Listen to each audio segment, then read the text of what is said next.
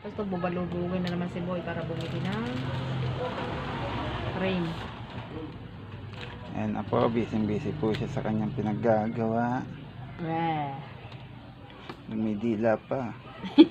Hindi niya alam, naka-video siya. Ay, bad. Dinidikitan ko lang yung birdie. Maganda tingnan sa video niya. Ha?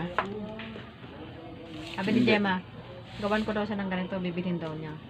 Yung ko nga, magkadaduling-duling na nakakadot-dot eh. Gumawa ka ng iyo. Huwag mo na kasing pakita. Sakit nga sa mata minsan.